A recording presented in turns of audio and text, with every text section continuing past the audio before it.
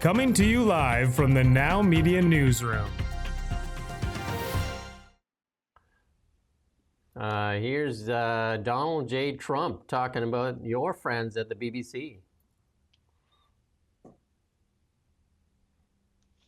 And suing the BBC? Well, I guess I have to. You know, why not? Because they defrauded the public, and they've admitted it, and their top echelon.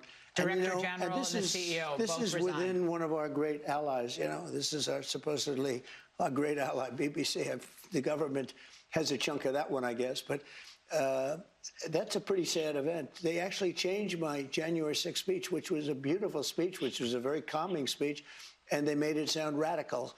And they actually changed it. What they did was rather incredible. They're showing me the results later on, the results of what they did, how they butchered it up. But it was very dishonest, and the head man quit, and a lot of the other people quit. But they're unrepentant. That's the important bit. The BBC and the big boys, even the ones that quit, they're unrepentant. They still think that they still refuse to acknowledge the bias that sort of eats away at the heart of the BBC's integrity. And if that's the case, if they're not gonna have an epiphany on that, then it's never going to change, and the same thing is going to happen again. Well, in breaking news, or at least for me anyway, Mark Carney, we just found out what that CEO of the Defense Investment Agency is going to get for a salary. $679,000 plus bonuses. Nice. Which at the end of the year could mean a salary of $900,000 a year. So yeah, doing well. There you go. And that's how many offices have they opened so far now? They got the housing lady, and hers was over 6. Major projects. Yeah, major projects office. That one was over 6. And then also, we still have that lady there that stares out into the sky and just wants to figure out a better way to name UFOs. Not necessarily like find them, just a better way so that they don't feel stigmatized. We don't want UFO people to be stigmatized. They want to make sure that it's that there's gender balance, gender equity. BBC taking a lot of heat for this. This is a big story. The BBC taking a lot of heat. And you go back to the other one. The BBC taking a lot of heat. And also, if you think about it, if you think of the ABC, that's the Australian broadcast news, and then the BBC, the British broadcasting news, and the CBC.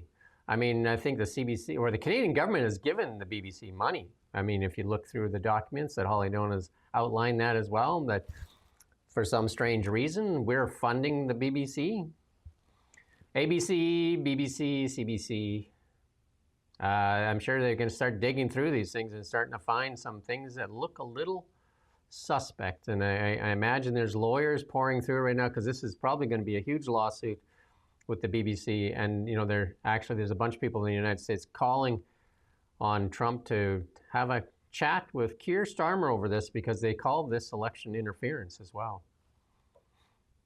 No doubt. I mean, and his party, remember, his party, the Labour Party, sent volunteers to go and campaign for the Democratic Party during the election. That was another scandal that's kind of bubbling under the surface a bit. And these are the same people freaking out when Elon Musk, Brit, I think he still has a British passport, doesn't he? Or he has some British legacy there. You know, when he Muskie does, yeah. I think his grandmother, one of his grandmothers, was a Scouser from Liverpool. And they screech like heck when Musk says anything about, and then they scream election interference. And what would this be, Keir?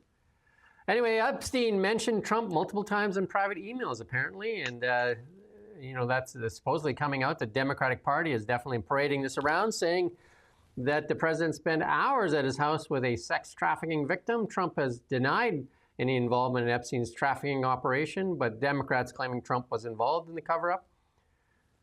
And of course, the White House says, Democrats, we're going to take a while for this to play out. And, you know, Bill Clinton in there too. So this guy, you know, a lot of people say he was an operative, and who knows? They're just throwing him around. They're using him as like a weapon, aren't they? The Republicans used him against the Democrats. Yeah. Now the Democrats are using him against the Republicans. I mean, he was involved in a lot of fundraising and gave direct donations to the Democratic Party, infamously. I think he gave something like $200,000 or more to Hillary Clinton and Bill Clinton. Like, the thing is, the entire American political class is completely filthy on this subject. It's almost like you could almost say that was the point, so that none of them could talk about it because they were all implicated. But for whatever reason, I guess just because of the dramatic way in which he sort of topped himself, or not, in prison, it's all kind of spilled out a bit, hasn't it? And I don't know, it's kind of, these people are not in a position to throw javelins. They don't have their shields up. So they're just going to get it thrown back at them. And, the slime continues. Bill Maher, no fan of Donald Trump, also went to dinner there, and he got a lot of heat because he's, like a Democrat. And he's has a little conversation here. Let's listen to him talk to Hines there. Let's listen to what they have to say. Thing about Trump, he really, really does not like war. Which I love that about him. I kind of do, because I don't want war either, and most of them are unnecessary. Agreed. I mean, he took a long time when I had that dinner with him talking about the pictures he sees coming from Ukraine, the stuff that doesn't get out on the news. It's like raw footage of bodies in the field. Yes. And you could tell it really moved him. It's like, I do not want to see this, and I'm the kind of guy who can fix this, at least. He's never not going to be Trump. So, of course, he's like, I solved 9 wars. Okay, even if it's half. That's good. He's doing an Arnold Schwarzenegger impression there at the end, doesn't he? I've solved 9 wars. It's like, that's not Donald. That's not Donny. But here's your friends in GB News here, I believe. They're talking about what the UK did to itself with net zero agenda. Canada seems to be still on the path. Let's listen to what she has to say. So net zero is stupid, and I'll double down on it, because we have the highest energy bills in Europe. We have manufacturing companies that are leaving. We've de-industrialized our Great Britain at the altar of net zero. You know what happens? Yes. We have de-industrialized, are you going to let me speak like I let yes, you speak? of course I will. Yeah. So we are importing solar panels from China, who has dirtier energy than we do, and repatriating it here. Thanks to net zero, we've outsourced our pollution, we've outsourced our growth, and we've outsourced our manufacturing. And that's what net zero has done to us. While China and India are ramping up coal production, ramping up fuel production, we're ramping it down, and we're becoming dependent on them for everything. All right, well, listen, I'll tell you what, we do have a net zero. We've shut down our steelworks, we've closed our coal plants, we've taxed our industries out of existence. And your party, and call it progress. It's madness. We've offshored our emissions, we've offshored our jobs, and we've offshored our pride, all to meet a target that China couldn't care less about. And you can't call it green when all the steel and all the wind farms coming from China from blast furnaces. So, I mean, how can it be green when it's the dirtiest energy used in China, and we ship it here? We don't need more targets. We don't need net zero. We need energy, industry, and self-respect. We need an abundance. And let's be honest, the only thing at risk is not the climate. With net zero, the only thing at risk is our economy. Can we import her? I think she was reading off she had like a cue sheet there, didn't she? Which is a bit disappointing, but otherwise, she sounds better than most. I mean, she sounds better than most. I mean, we could use that same speech here, Pierre, if you're listening. There you go. There's your next speech. Try to deliver it like she did it, though. The thing is, though, the British, it's especially stupid what the British did, because they did it way too fast. That's another thing. They just accelerated it to slow pain is sort better. of ridiculous degree. Slow death is better, like we're doing. No, but I'm just saying that's what made it all the worse for them. But what really screwed the British over is that they used to rely on coal. Coal is the kind of native fuel that's still available. That's how the British can sort of power their own economy. And they declared war, vicious, savage war on coal, and just completely got rid of it. And then they were just screwed. They were completely exposed. And that's what's left them having to import really expensive gas to try and prop up their sort of, intermittent renewables. But whereas with Canada, is what I was going to say, it's hard for Canada to do that much damage to itself because of hydro. Hydro is always, well, for most of the provinces or many of the provinces, hydro is there to kind of save the day, which is, it's true in many ways with Canada. the ancestors, the forebears who governed this country before the present day, they built such a wealthy and glorious country that was almost impossible to destroy, almost impossible to make impoverished. And that still lives on. So it doesn't matter how insane the present leaders are today in Canada. It's very, very, very hard for them to screw it up as much as the British did, unless, and I don't put this past them, unless they start destroying the dams and figure out some reason to hate hydropower. But otherwise, we can kind of like chunter along in second world territory while the British go into third worldism. Well, here's another young female with a firebrand, Tommy Robinson liking her speech. I like the other girl's speech better, but let's listen into what this firebrand has to say.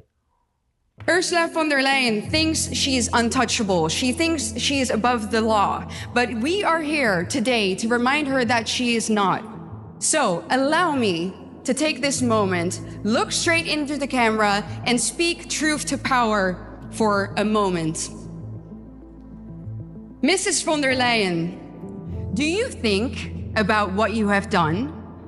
Do you think about the people who suffer because of your policies? Do you think about the people who have died because of a vaccine that you pushed on them, that you bought behind closed doors? Mrs. von der Leyen, do you ever think about the cries of the mothers who cry at night because their children were raped or murdered by immigrants that you let in? You can go watch that full speech.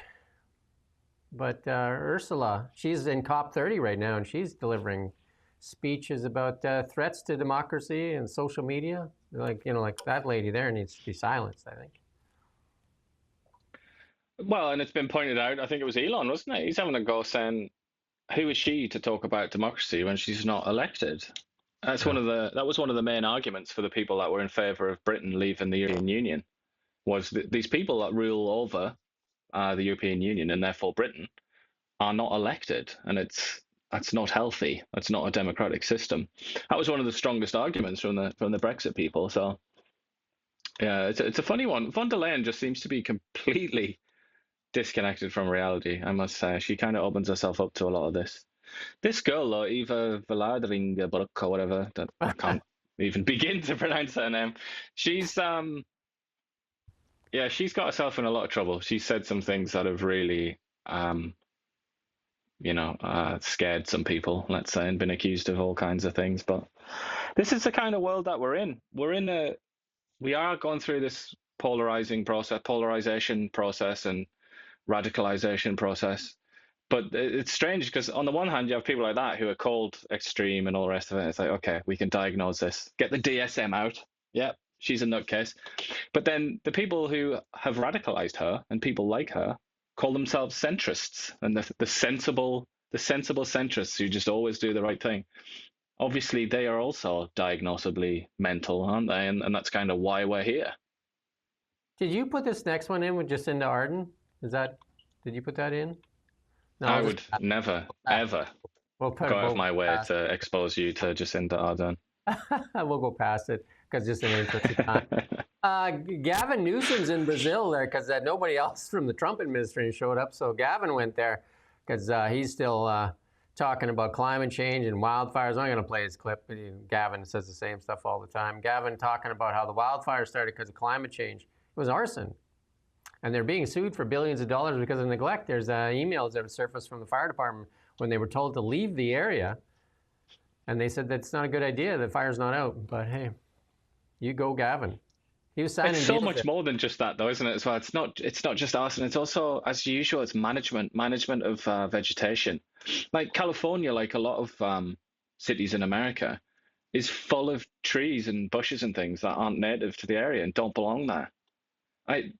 There's just so many reasons why these fires happen, and it's just, it's first of all, it's an insult to our intelligence. I think to the people's intelligence, just to blame everything on climate change, as if it's not more complicated than that.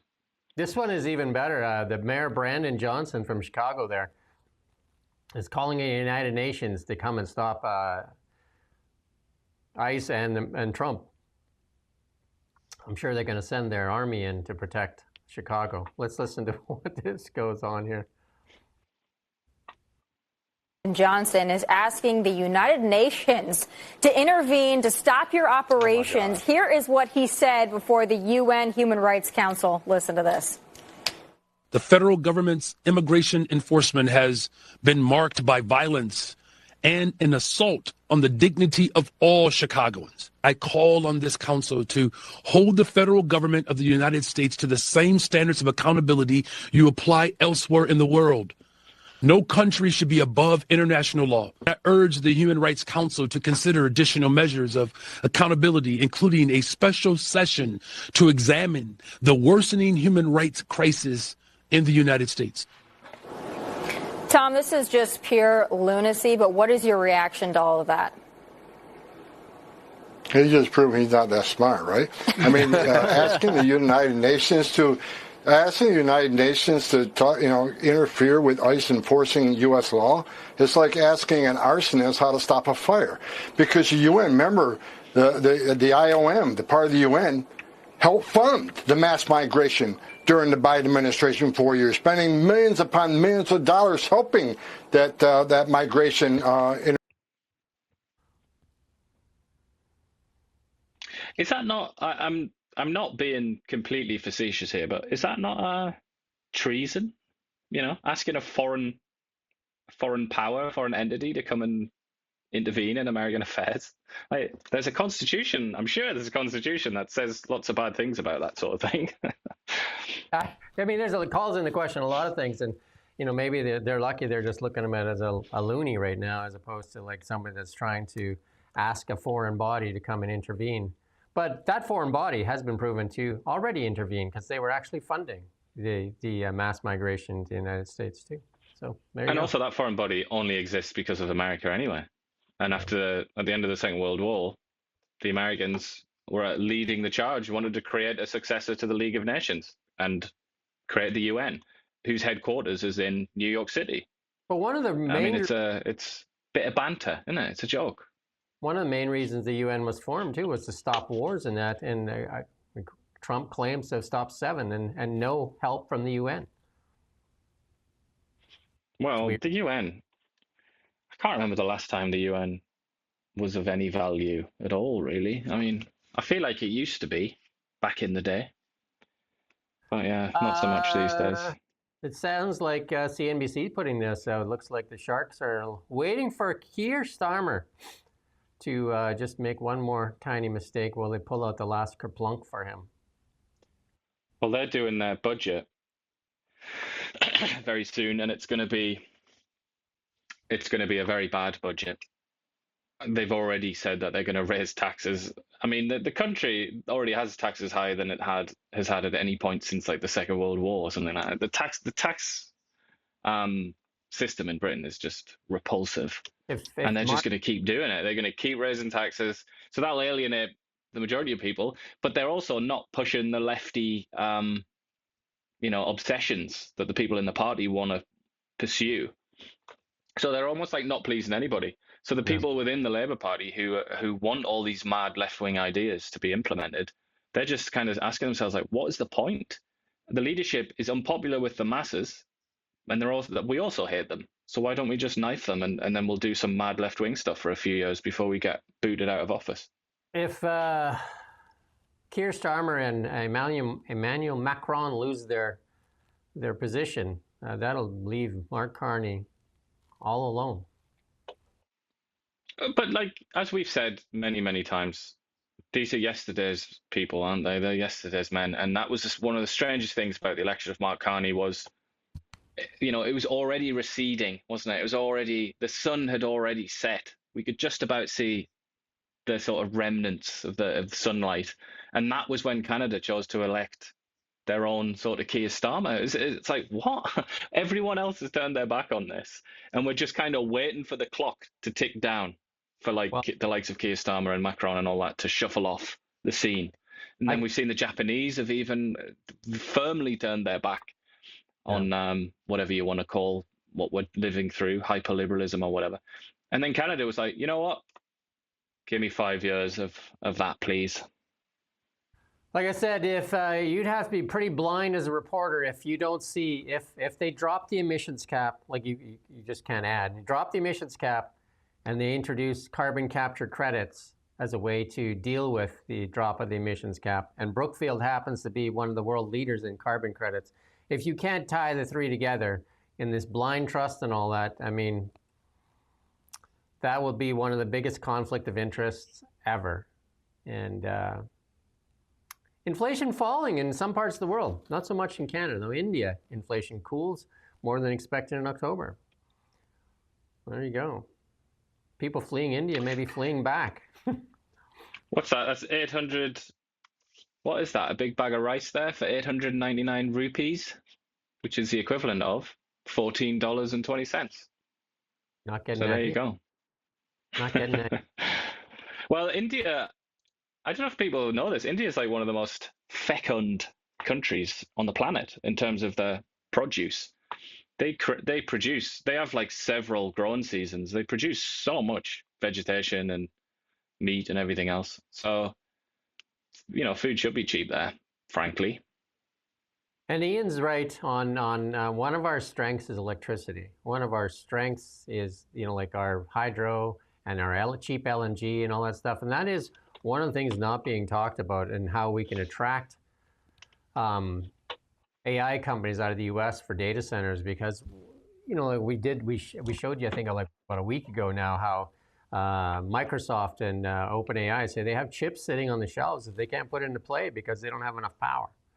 That's the bottleneck right now, power. And the scary thing is, if you want to be scared, the Chinese, they get a lot of credit, don't they, for having built loads of solar panels? Yeah, they have gone absolutely mad on solar panels, to the point where they're knocking out more solar, and they're getting more sort of gigawatts than every country combined when it comes to solar panels, like just every year.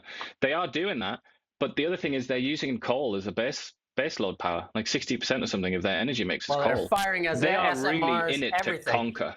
Everything from SMRs to coal to electricity to solar to wind, everything at disposal. It's all about power. And I can't remember the number off the top of my head, but they're literally putting up like a dam, the equivalent of a dam, I think, a week. Like, you know what I mean? They're putting out that much power. So they will not let anything stand in the way. Energy is the future, and Canada does not recognize that. And yet we sit on vast amounts of energy, and yet we want to tax it to death, to the point where companies like Enbridge and that are saying, well, I'm just going to go somewhere else. You know what I mean? Because it can wait, I guess, but the opportunity. The Chinese are in it to win it, basically. That's the takeaway. They're really in it to win it. They don't give a shart about the environment. They don't care about anything except winning. And that has to, if you look at the just the raw numbers of the sort of gigawatts brought online, it's scary. If AI really is going to and quantum, if they're really going to determine the future, China's going to win the future, because they're going to have all the energy. And not only that, but they've decided now that they're going to weaponize their refining monopoly of rare earths. Where's the conversation in places like Canada? Like, have you heard any politicians say recently, we're going to refine rare earths big time here in Canada? No. Why not? Because the environmental lobby is too powerful, and they would hate that. They would never let that happen because it's a filthy process. It's just, the Chinese, I can't emphasize it enough. They're playing to win, and I really don't get that impression from any country in the West except maybe the US under Trump. But Canada, certainly. Canada's not in it to win it at all. If we were, we would be going crazy on power generation and the refinement of rare earths. And obviously we're not. It's there for anybody to see. We're not doing that.